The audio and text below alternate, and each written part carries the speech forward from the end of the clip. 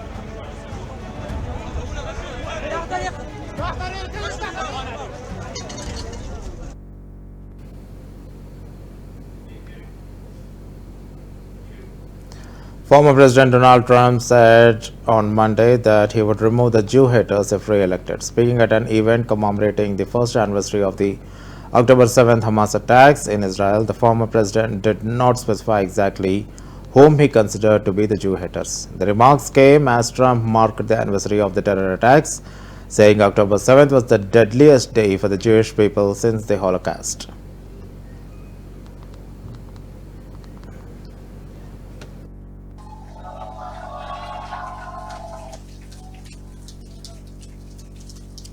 Wow, that was something, huh? Thank you very much, Miriam. Thank you.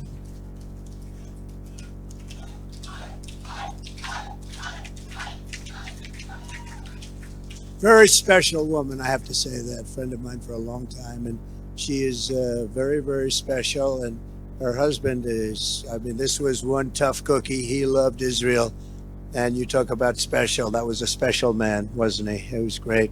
So I want to thank you very much, Miriam, and for all of the exceptional commitment that you've given to the safety and security and the prosperity of the United States and Israel. Before we begin, I would like to tell you that there's a very violent hurricane that's coming down the line, and it's a Category 5, which is something that I've never heard a Category 5 actually coming onto land, but it looks like it's going to. And right smack in the middle of Florida, nobody's seen a line like that, and it's heading there quickly. I have to tell you that I called Miriam. I said, I was in New York, and I said, Miriam, maybe I shouldn't be flying. I think I'm the only person that flew down to Florida tonight, because I didn't have a chance with her. You know, I said, Miriam, maybe I should stay back and, you know, heading into a hurricane, Miriam. It made no difference. No, you have to be here. Our friends are there. And I said, okay, when you say that, I'm going to be there 100%. I'm going to be there. I was watching the airplane highways, and they were all heading this way as I was going that way. They said, what's he doing? But I wouldn't have missed this regardless. I wouldn't have missed this for anything. This is a very special time, and it's a very special day. This is the day we have to do it. This was the day we had to do it. We don't have to postpone it for a week. This is the day, because I'm looking forward to coming back and maybe seeing all of these seats filled up the next time. That's what I want. Yeah, that's what we want. So we're praying for Florida, and we hope everyone is safe, and we're praying for North Carolina and all of the different places. You look at Georgia and Alabama and Tennessee and South Carolina and Florida. It's amazing. This has been an amazing period of time, but the response has been very weak, unbelievably weak. Nobody's ever seen such a weak response, so we have to get a strong response. And now we have another one coming, and it looks like it's going to be a whopper. I also want to thank Rabbi Kaplan for doing such a great job. I appreciate it. Your son, I appreciate that. And we have a lot of very, very powerful people here tonight, great people. Senator Rick Scott, a big fan of Miriam and a big fan of Israel. Members of Congress, Carlos Jimenez, Mario Diaz-Balart, thank you. Maria Salazar, Guy Reschenthaler, David Kutzoff, Congressman Lee Zeldin. He's helping us win New York. We got to win New York. We're going to see if we can do it, right, Lee? We're going to see if we can do it. Ambassador David Friedman, what a job he did. Everybody loved him.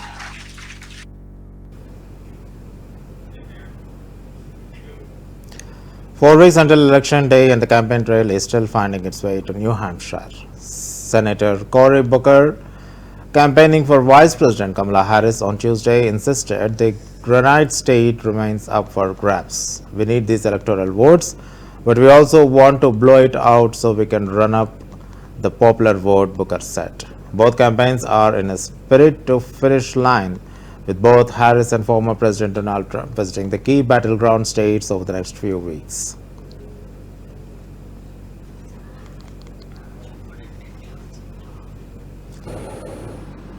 Family.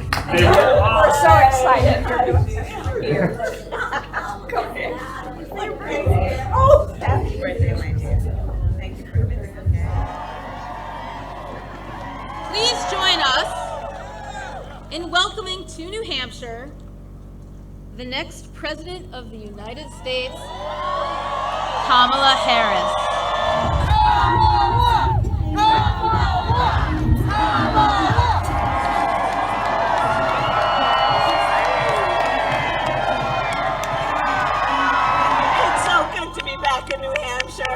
Thank you all. So I want to see 25 million new small business applications by the end of my first term. Part of my plan plan is we will expand the tax deduction for startups to $50,000. Let's just take away some of the bureaucracy in the process to make it easier for people to actually do something that's going to benefit our entire economy. I'm going off script right now, but listen, our kids are sitting in a classroom where they should be fulfilling their God-given potential, and some part of their big, beautiful brain is concerned about a shooter busting through the door of the classroom. It does not have to be this way. It does not have to be this way.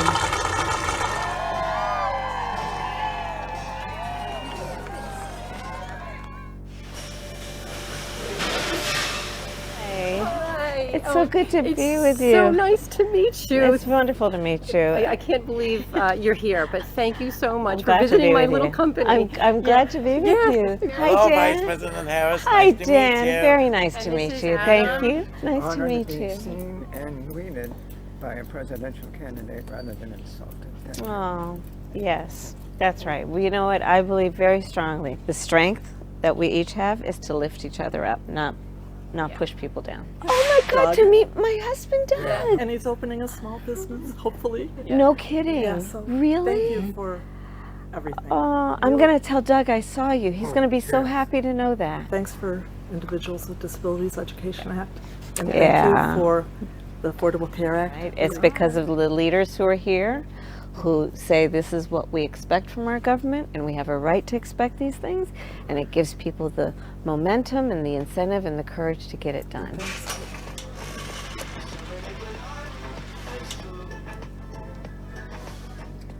It is you that I have in mind, your family that I have in mind when I think about if we just give people, and increase the resources to tap into that ambition, to tap into the innovation, right? I mean, and this is, it's not only about human potential, right? It's about also what we do to grow the economy. It's about what we do to grow communities, right? Strengthen communities. Oh, thank you for doing what you're Everything doing. you're doing, and we're behind you. What you're doing here is so inspiring. Thank you very much.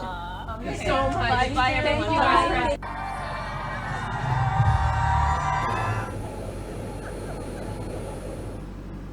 Family. We're so excited you're here. Oh, happy birthday, my dear. Thank you for this.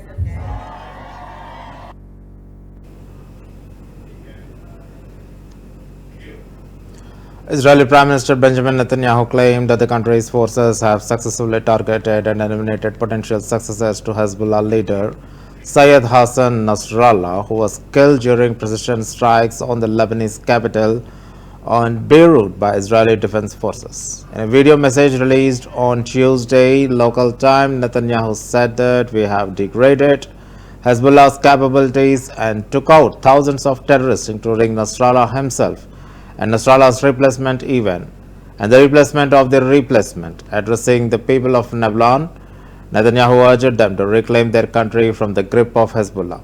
Lebanon was once known for its tolerance, for its beauty. Today it's a place of chaos, a place of war, he stated.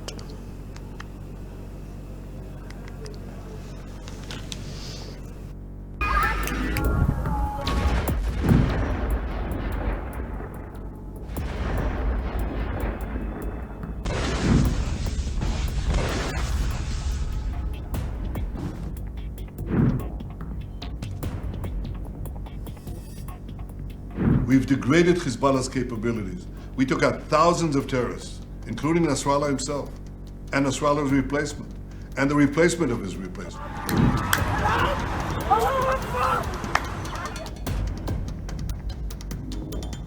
Today, Hezbollah is weaker than it's been for many, many years.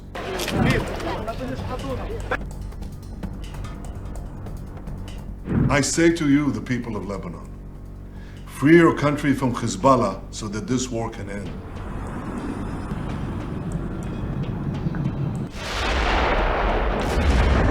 This is a message to the people of Lebanon. Do you remember when your country was called the Pearl of the Middle East? I do. So what happened to Lebanon? A gang of tyrants and terrorists destroyed it. That's what happened. Lebanon was once known for its tolerance, for its beauty. Today, it's a place of chaos, a place of war. Israel withdrew from Lebanon 25 years ago, but the country that actually conquered Lebanon is not Israel, it's Iran. Iran, which finances and arms Hezbollah to serve Iran's interests at Lebanon's expense.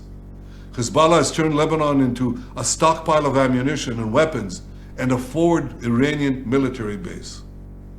Just one day after the October 7th massacre a year ago, Hezbollah joined the war against Israel.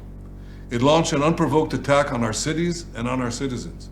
It has since fired over 8,000 missiles at Israel, killing civilians without distinctions, Jews, Christians, Muslims, and Druze. Israel has decided to put an end to this. We've decided to do whatever is necessary to return our people safely to their homes. Israel has a right to defend itself. Israel also has a right to win, and Israel will win. We've degraded Hezbollah's capabilities. We took out thousands of terrorists, including Nasrallah himself, and Nasrallah's replacement, and the replacement of his replacement.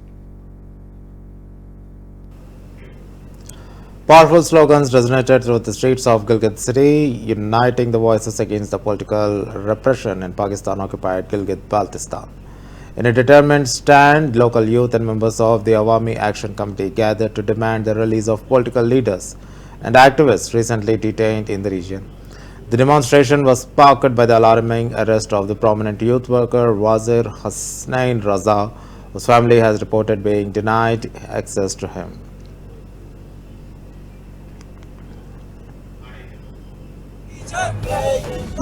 Powerful slogans resonated through the streets of Gilgit city, uniting voices against political repression in Pakistan-occupied Gilgit-Baltistan. In a determined stand, local youth and members of the Awami Action Committee gathered to demand the release of political leaders and activists recently detained in the region. This demonstration was sparked by the alarming arrest of prominent youth worker Wazir Hasnain Raza, whose family has reported being denied access to him.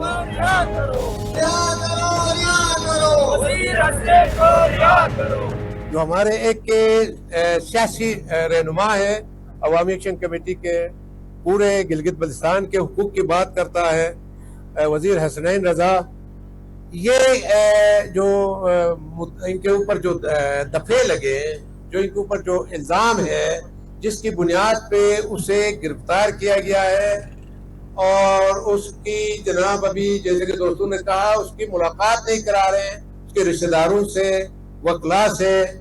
ये जो अमल है, ये जो इक़दाम है, ये जो रवैया है रियासत का, ये समझने की जरूरत है। अवाम दुश्मन, गरीब दुश्मन, ये जो हुक्मरान तबका है, इसकी जो मेंटेलिटी है, इसकी जो सोच है, इसका जो नजरिया है इन हुक्मरानों का, वो है अवाम को लूटना, अवाम का इस्तेसाल करना और उनके वसाइल लूट के अपनी अय्याशियां करना और गरीबों को, आम लोगों को इस जबर के माहौल में उससे बेदस्त उपा करके उनको मसाइल लूट जाना। वजीर हसनैन ने अगर मैं वजीर हसनैन को ये कहता हूँ, खुदा की कसम तुमने ये कभी नहीं सोचना कि तुम्हारे आगे पीछे कोई नहीं, बल्कि तुम्हारे पीछे अवामी एक्शन कमेटी गिलगित-बल्तिस्तान के तमाम मेंबर तुम्हारे पीछे खड़े हैं। Government repression in Pakistan-occupied Gilgit-Baltistan has become a significant concern, manifesting through arbitrary arrests, censorship, and a general crackdown on political dissent.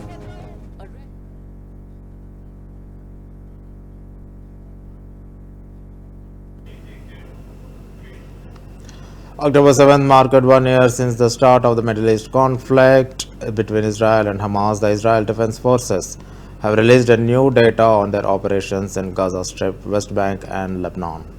Meanwhile, the conflict spread to the North African country of Tunisia, where Palestinian supporters brawled with police clashes erupted in the capital city of Tunis, where protesters launched fireworks and attempted to reach the French embassy.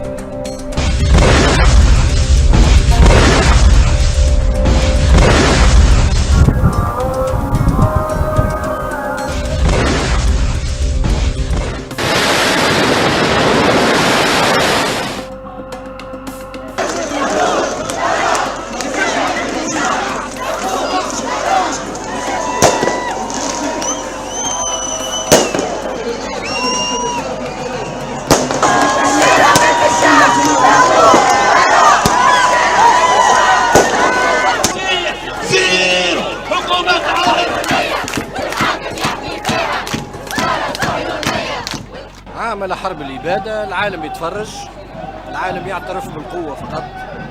المقاومة صامدة، لا سبيل إلينا إلا تعميم المقاومة ونشر نهجها وثقافتها وإسنادها حتى يسقط هذا الكيان.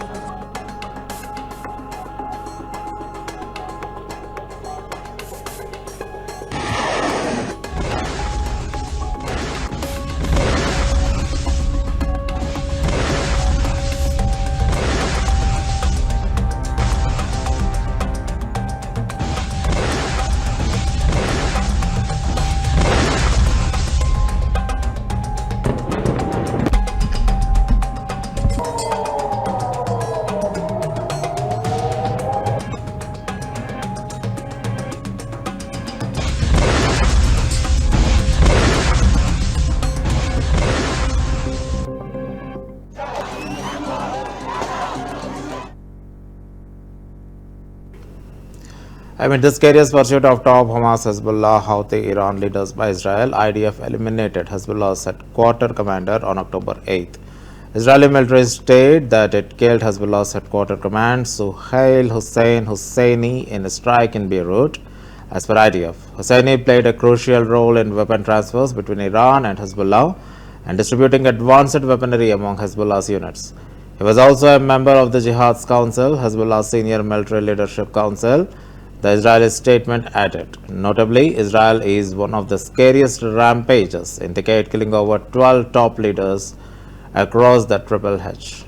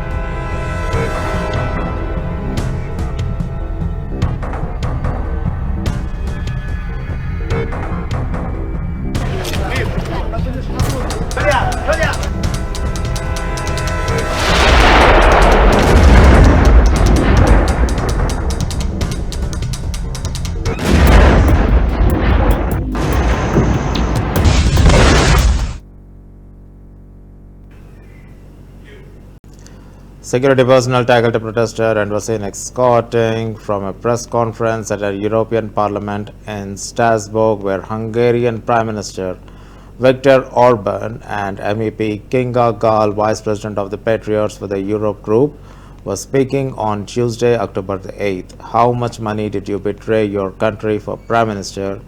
He sold it to Putin. He sold it to Xi Jinping, shouted a politician from the opposition Democratic Coalition as he was taking away. The incident occurred before the Prime Minister's Orban scheduled address to the Parliament on Wednesday, October the 9th.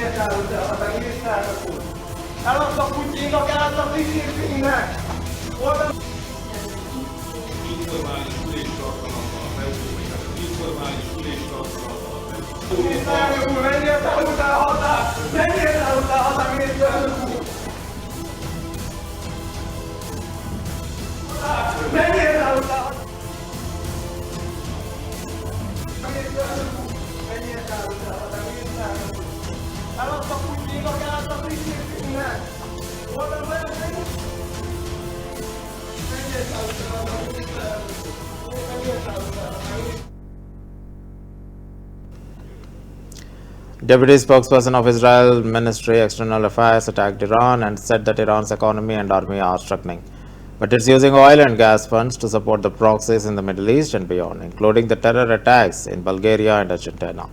However, Gandler claims Iran's plans are falling, citing setbacks for Hamas, Hezbollah and the Houthis. Jerusalem Deputy spokesperson of Israel Ministry of External Affairs Alex Gandler says Iran is a failed state with a terrible economy with a non-functioning army.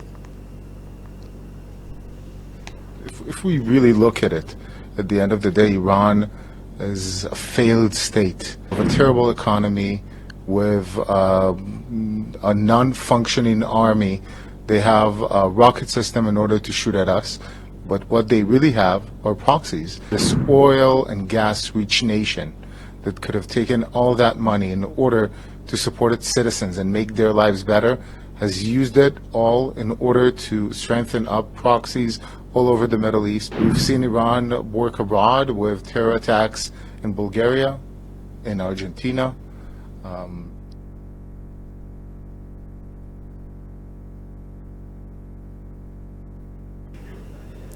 That's the end of the world 360. Stay tuned to CVR News English.